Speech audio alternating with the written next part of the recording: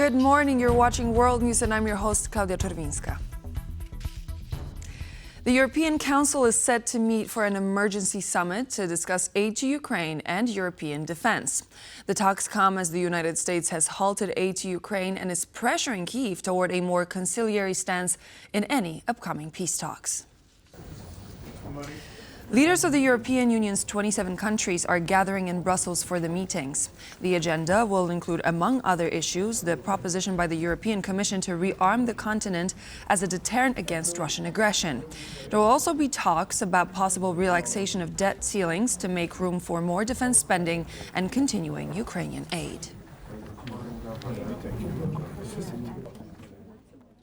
During his televised Wednesday night address, French President Emmanuel Macron announced he would open a strategic debate on extending the French nuclear umbrella to Paris's European partners.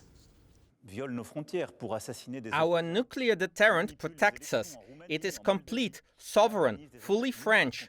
Since 1964, it has always explicitly played a role in the preservation of peace and security in Europe. But answering the historic call of future German Chancellor Friedrich Merz, I decided to open a strategic debate on protecting our allies on the European continent through the nuclear deterrent. Whatever happens, the decision has always been and will remain in the hands of the French president. Hungarian Prime Minister Viktor Orbán paid a visit to Paris ahead of the upcoming Extraordinary European Leaders Summit in Brussels. The main topic of discussions was the ongoing Russian invasion of Ukraine. Orbán announced the trip earlier this week, saying he'd talk to the French leader about the Ukraine crisis before they head to Brussels. Emmanuel Macron has held several calls with the presidents of the U.S. and Ukraine, Donald Trump and Volodymyr Zelenskyy respectively, following their fiery exchange in the Oval Office that led to a suspension of U.S. military aid to Kyiv. Viktor Orbán, an outspoken Trump ally, backed the U.S. president's approach to the meeting. Volodymyr Zelenskyy said that there is positive movement regarding U.S. and Ukrainian relations, with diplomats from both countries working on organizing a meeting between the two sides. He also said that he's preparing for an upcoming EU summit, which will focus on the process of Ukraine's accession to the bloc. I had many international discussions today with the prime ministers of the Netherlands, Portugal and Slovenia. I also spoke with the Chancellor of Germany. Thank you for your support. We are preparing for the EU summit, which will take place tomorrow in Brussels. Everyone can see how quickly diplomatic events are developing. Today, our teams from Ukraine and the United States of America begin working on the meeting. Andriy Yermak and Mike Waltz spoke. There is positive movement. We hope for the first results next week. And we need to resume movement also in the European direction. This concerns our European integration, namely the clusters in the negotiation process regarding accession. A Russian missile strike on a hotel in Kryvyi Rih, Ukraine, left 3 people dead and 31 wounded, including a child. The attack was launched late Wednesday night when a missile struck a 5-story hotel building.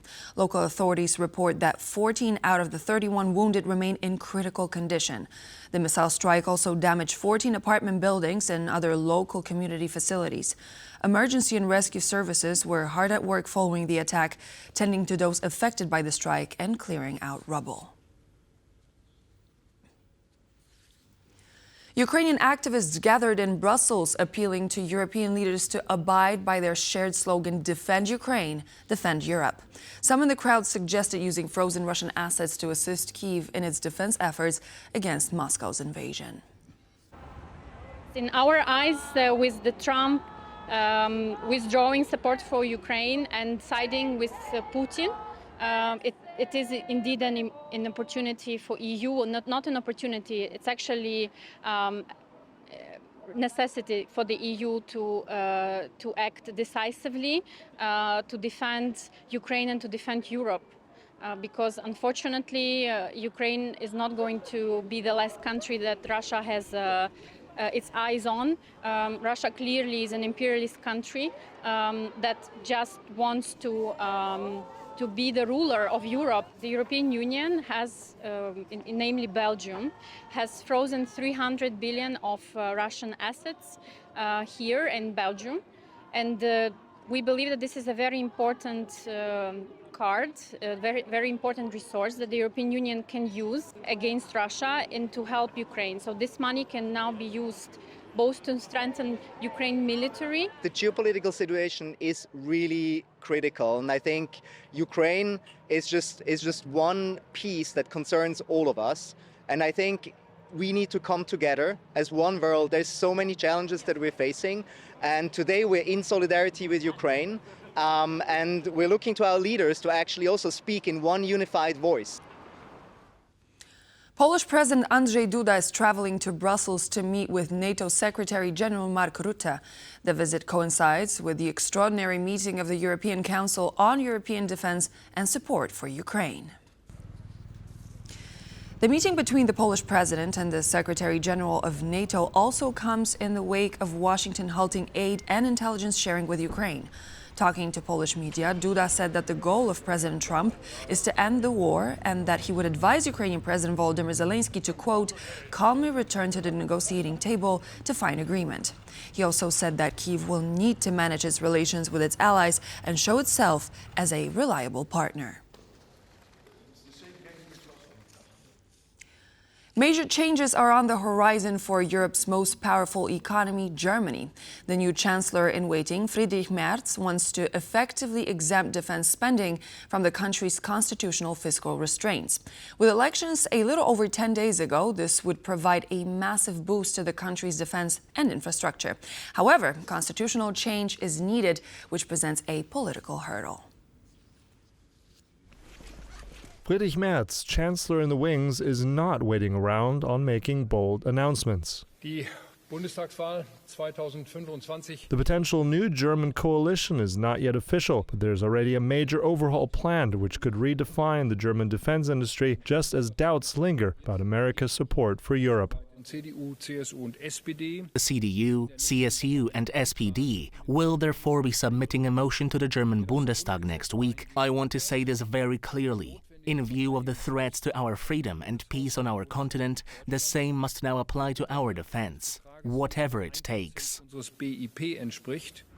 In an unprecedented move, Merz suggested that defense spending exceeding 1% of GDP could be excluded from Germany's debt brake rule, which limits the structural budget deficit 0.35% of GDP, except in emergency circumstances. Experts say this has long been overdue and could be a boon to the armaments industry. Putting the debt brake aside is something that many of our neighbors and partners in the European Union have been hoping for a long time, because they found German stinginess, German fiscal conservatism, very disturbing and actually damaging for growth in Europe. This move would potentially free up billions for defense at a time when Europe needs to step up, given the growing rift in the traditional transatlantic bond with the United States. Europe as a whole needs to very, very quickly and decisively ramp up its defense spending, its industrial capacity for arms production, and its assistance for Ukraine. The new plans, however, require a change to the German constitution. Both the upper house and the lower house need to vote on any amendments and require a two-thirds majority. With elections just over a week ago, the political timing is tricky, as the new parliament provides the opposition the chance to throw a spanner in the works. In the new Bundestag, the left and the right, the far right, the fringe forces on the left and the right,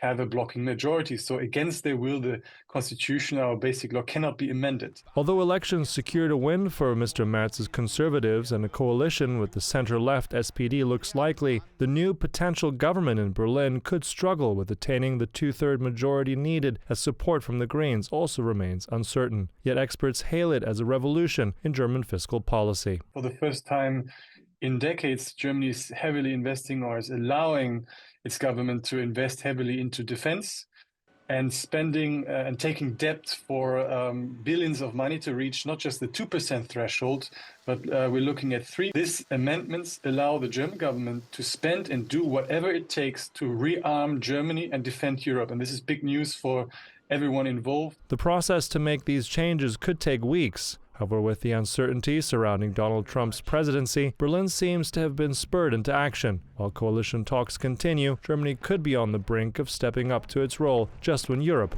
needs it most. Sasha Farbach, TVP World. Deportations of foreign criminals from Poland have begun, with members of Georgian gangs being the first to be expelled. This is part of a larger operation aimed at combating foreign gangs by the Polish government and law enforcement. The initiative, however, is not new, as similar deportations took place in 2024, expelling thousands. Following up on an earlier post on social media, Polish Prime Minister Donald Tusk announced a mass deportation of Georgian gangs from Poland, attaching a video of the country's border guard transporting those arrested to an airport for a quick departure.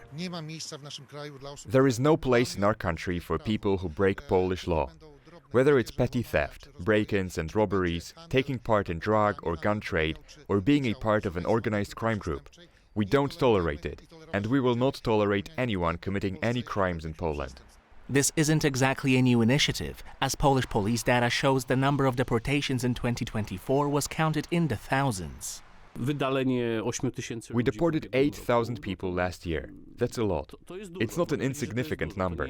Add to that we have hundreds of people in jail.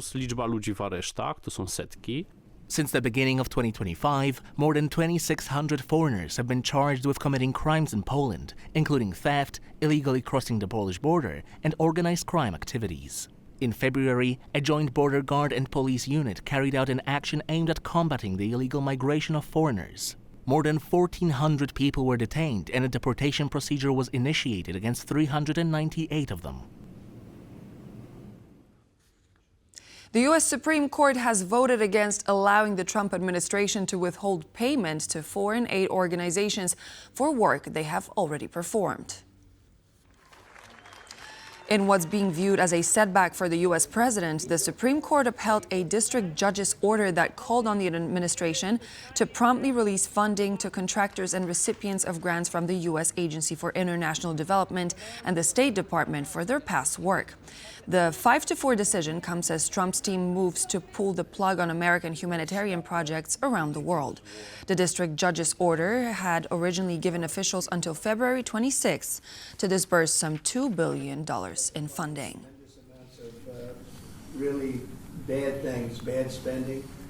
But everybody. The U.S. is poised to be most affected by the tariffs on China, Canada, and Mexico that President Trump argued will make America rich again, said Tomasz Włostowski, international trade expert and managing partner at the EU Strategies, in an interview with TVP World. The tariffs that he's announcing and that he's already announced, they will not make America or American businesses great again. The cost to the United States economy is going to be humongous. If he hits the European Union, which is, again, the top partner, he will have affected almost 60% of American imports. Well, that just has to have an inflationary pressure. It will drive up the cost of production in the United States. So American businesses really, number one is they're facing increasing costs. Number two is they're really facing just incredible uncertainty, both as to the trade policy. Trade policy cannot be changing every 2 days. It cannot, because the businesses need to plan. Alan Starsky is the first film and theater set designer to receive the Polish Film Award for a Lifetime Achievement. Starsky, who also won an Academy Award for the set design to Steven Spielberg's Schindler's List, will receive the award during the gala, which will take place on March 10th at the Polish Theater in Warsaw. The rest of the winners will be announced on that day. Alan Starsky has been making films for many, many years. These are films that have become part of not only Polish history, but also world history. He created set designs for Steven Spielberg's Schindler's List, Roman Polanski's The Pianist, or Władysław Pasikowski's Aftermath. So he made very different films, the most important ones that were made over many, many years, and he remained himself, a modest creator who still has a passion and a big heart for cinema.